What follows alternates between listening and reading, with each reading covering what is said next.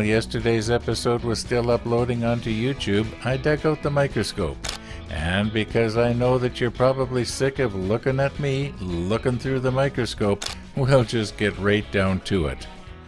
Now, in order to use the microscope for measuring something, you have to have one known dimension, and that is our little tiny drill bit. If you remember yesterday, we measured it, and it was 135 ten-thousandths of an inch, or 13.5 thousandths. Right now, our microscope is set up for 100 power, and you're looking at the drill bit's shank here. From the top to the bottom is 13.5 thousandths of an inch. Now when I say 100 power, for you it will depend on what size your screen is. It's 100 power if I'm looking through the eyepieces of the microscope. And I'm just going to get it as good as we can here, and then I'm going to just capture it when I feel that the edges are the sharpest. It's the edges that we want to take our measurements from. I am moving the stage on the microscope now so that we are looking at the little tiny piece of easy line, and it is very tiny. And my concern here while I'm looking at it is I'm thinking it might be kind of hard to define the edges accurately of the easy line. So I'm increasing the magnification of our microscope from 100 power to 400 power, and that way my hope is that the edges of the easy line will be a little bit more definitive. And when we're in CorelDraw later, I'll just reduce the snapshot we're going to take here of the easy line by 4 times. In other words, if it was 4 inches across, we reduce it down to 1 inch, and then everything will be the same. It'll be just as accurate. We are in CorelDraw.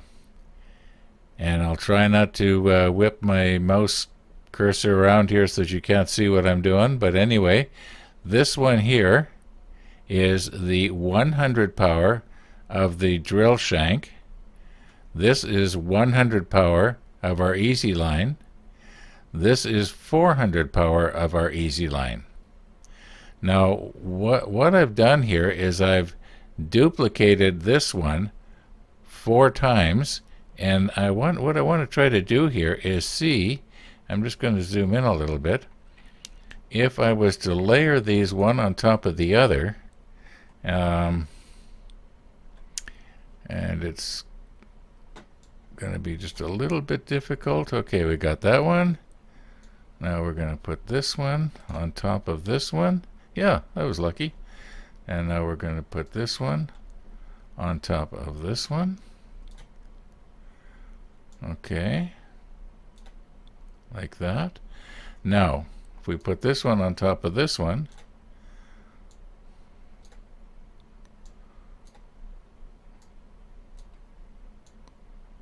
get it just right here. Okay, yeah, that looks like it works out. So this line here, like the edge here, matches up with this, and this edge here matches up with this. So yeah, I was just kind of concerned that maybe the microscope, when it said one was 100 power and the other was 400 power, was it really 4 times? And it looks like it's pretty close. So anyway, let's continue on here. We don't need these anymore, so we'll delete them. We don't need this one anymore, because it's the 100 power, and we concluded that the 400 power would be easier to measure against. Okay, so now let's get this up here. Now here's another thought. Instead of, remember I said we'd reduce this one here? Why, instead of reducing this one, and and then the pixels and everything are going to be a little bit smaller, why don't we increase the size of this one by 4 times? And in that way we're not going to lose any sharpness here, and we will, if anything, we'll increase sharpness here. But before we increase the size of this, we better draw our ruler on this. Now remember, from right here to right here is 13.5 thousandths of an inch. So we got to make a ruler, and I'm just going to go ahead and do that now because it's going to take a few minutes. It took me about an hour to get this ruler drawn up, That's these little red lines, and they're adjusted to match up with our drawing, which is increased 4 times, by the way. We got 0 on the bottom, 13.5 at the top here. Now if we move our ruler over, we should be able to, let's see, we'll zoom in, move this down just a little. Okay, now we'll go by this side right here because this line, the easy line, is just slightly crooked. So we'll just take it from here through to here. Okay, so if from here to here is 1/1000th of an inch, and to here is 2/1000ths of an inch, what would this be? Right here. This is 1, 2, 3, 4, 5, 6, 7. So that would be 17 10,000ths. Yeah, 17 10,000ths of an inch. Okay, now just for the fun of it, how big would that be if we were to increase it by 200 times? So right now it's 17 10,000ths of an inch. Yeah, exactly. I just want to double check, make sure I got that right. Okay. Yeah. Sorry to bore you. I'm interested in this kind of stuff, but I'm probably the only one. Anyway, let's figure out how big would this line actually be on the real Bismarck. Okay, I got it figured out. And you may as well save yourself some eye strain and go right to the bottom line. 5/16ths of an inch, give or take a smidgen.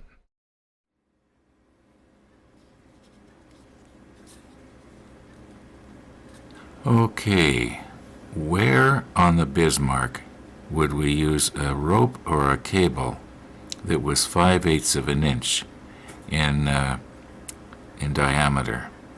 Well, there's probably lots of places. A 5/8 inch cable would have tremendous lifting strength. I'm guessing that just one 5/8 inch cable would easily lift one of those aircraft. However, if we were to use this little piece of easy line to help lift the aircraft, it's too stretchy, and you wouldn't see it.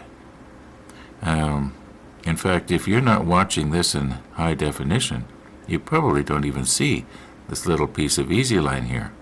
Oh, you'll see the drill bit, but you may not see this. One of the viewers made the comment.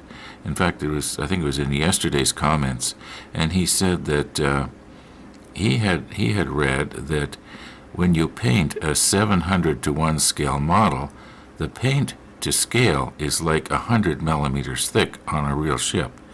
And that all sort of makes sense. I was noticing in the manual that came with the other Bismarck model, the one when we were checking to see where to run the lines and everything for the rigging, well, a lot of their detail was what I thought was kind of bold. And yet when you saw a picture of the model as a whole, it actually looked quite good. That's the problem when you go, start working to scale like that. Things get so terribly small that if you were even capable of, working with it, if a fly was to land on it and walk across it, the fly would break it. So, there's only so much that can be done to scale. Anyway, I just find this interesting. We've got ourselves here a 5/8 inch cable if we need it, but you cannot see it at normal distance. Normal viewing distance, you can't see this. Okay, so why do I have Andy's photo etch bender out here?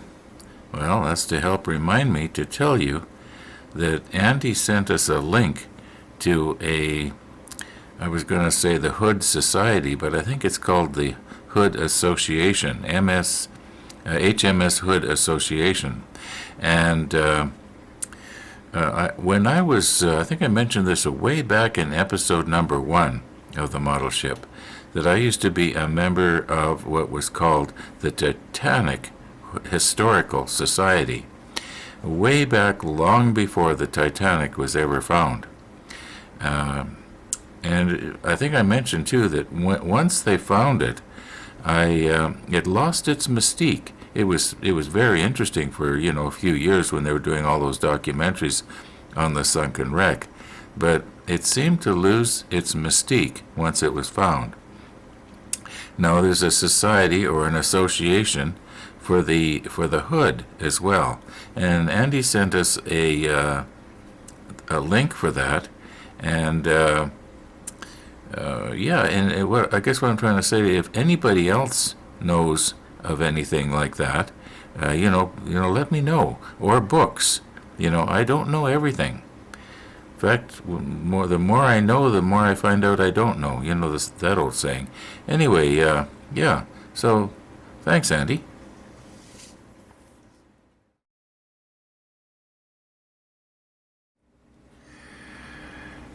Now I am really getting ahead of ourselves here, talking about the Hood, and we don't even have the kit yet, and we're definitely not done the Bismarck. Yeah.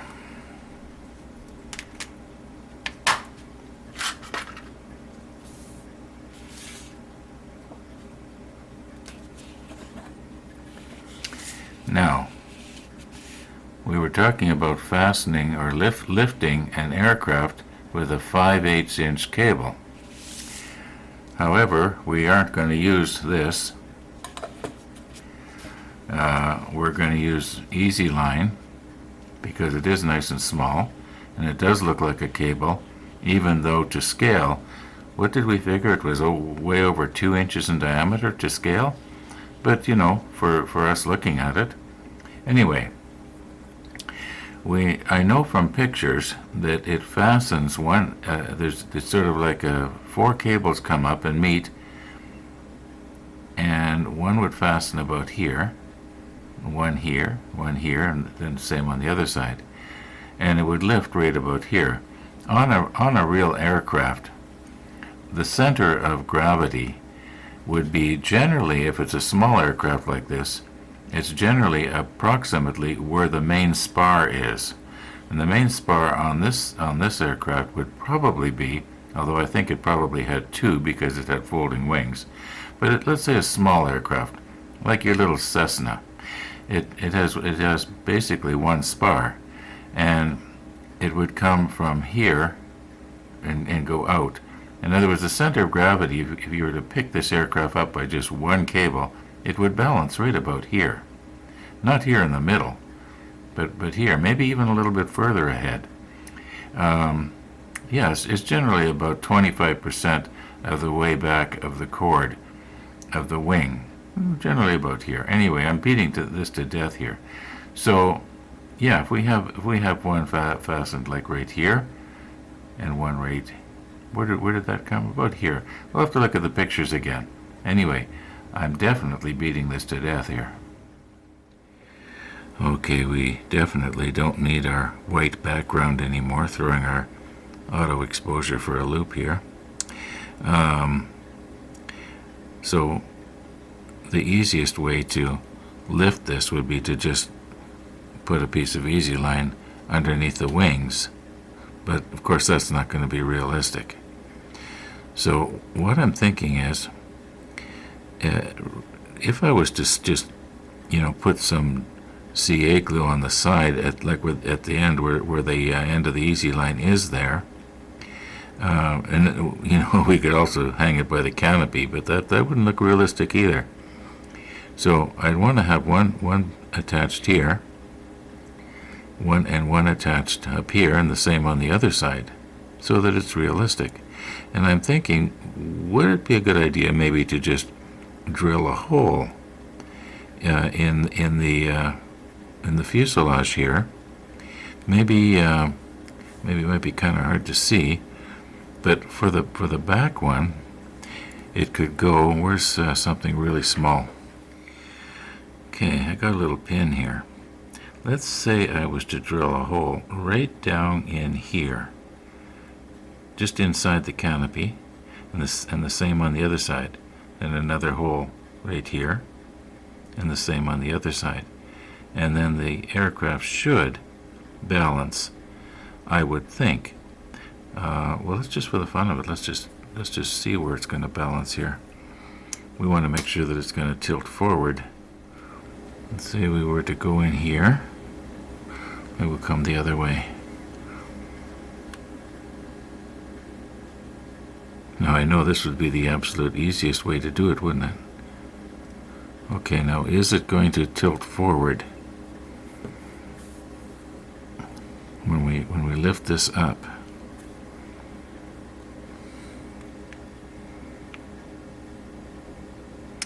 Ooh, just barely. There's so much plastic in the tail. That would be bad. So that means that the ones at the back, it would have to be a little bit further back. So I couldn't have the holes. I couldn't have the holes like here, and the same on the other side. I'd have to have it maybe here. Then it should tilt forward, even though that's not where it was on the real aircraft. Now in this very rare footage of this actual aircraft landing, if you look at the top of the wings, you can see the markings. And I think maybe today we'll try and put on the decals. Well, we're going to try anyway. I haven't done it for many years, but I think we'll get it. Also, we could check and see, where did Tony put the decals on his airplane? I'm sure he got it right. And of course, then there's probably other photographs. But I just love this old video clip. I believe that I had started to mention this earlier, and then I sort of got sidetracked in my thinking here. Why am I going to drill holes to put the easy line in instead of just putting a little bit of glue on the fuselage in the appropriate place and then touching it to it?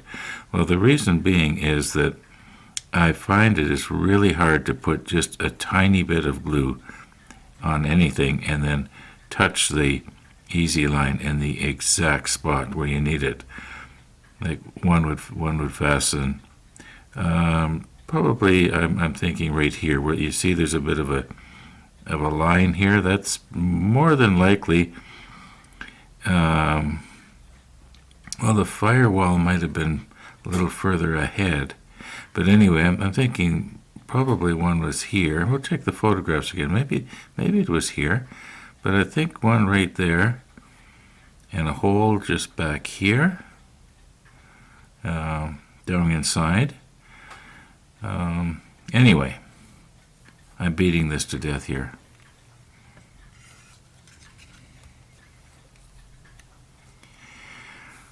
Let's see if we can do something with these. Okay, this is what's going to happen here today. We're not going to do the real thing. I'm just going to sort of practice. This paint here is the exact same paint as we've got on our aircraft.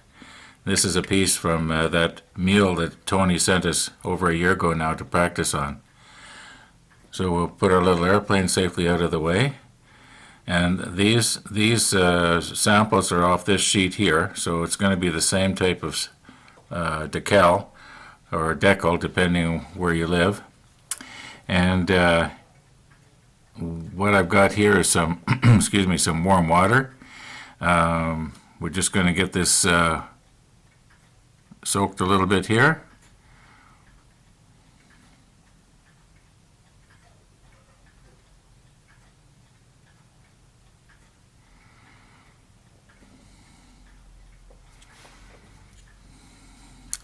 Now this Solvaset is not exactly what I would like to use, but this is what I've got from back in the 80s.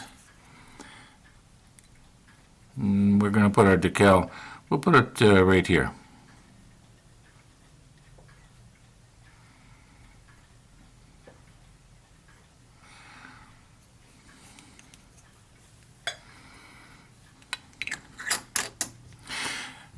This is not a tutorial on how to put on decals. It's probably more of a tutorial on how not to do it.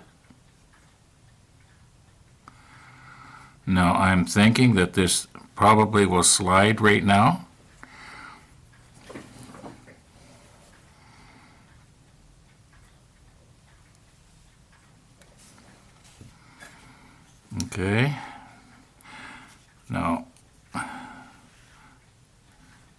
Don't know if I want to be putting any more Solvaset on there or not, but I'm just going to try and get the bubbles out from underneath it and not block your vision.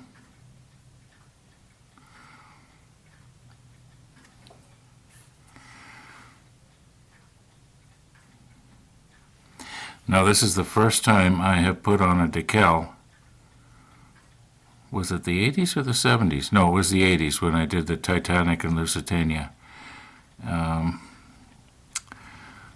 Okay, I think I'm getting the bubbles out of there. Now this Solvaset will soften the material that the decal is made of, the plastic material, so you don't want to overdo it or it'll dissolve it. That was my experience anyway, 40 years ago. Okay, let's just leave that now for a little while. We'll put the macro lens on and we'll have a nice close look at it and see what we've got.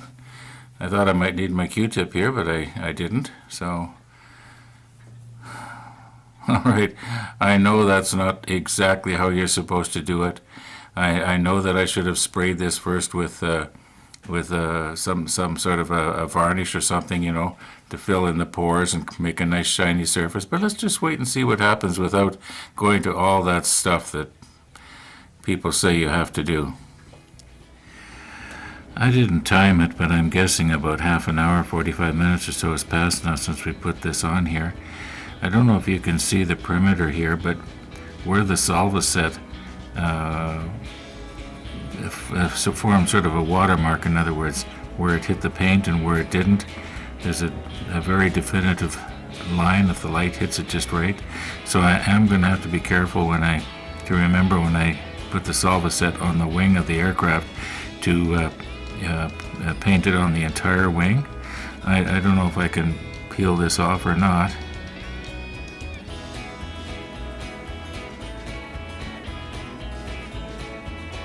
It doesn't seem to want to come off. It seems to have adhered pretty good. I am seeing very, very slight blistering if the light hits it just right on the black area there, so in all likelihood it's that way on the white as well. Or maybe that was forming to the contour of the paint, I don't know. I think it's going to be okay. I'm going to go ahead and do a few more practices here just to make sure.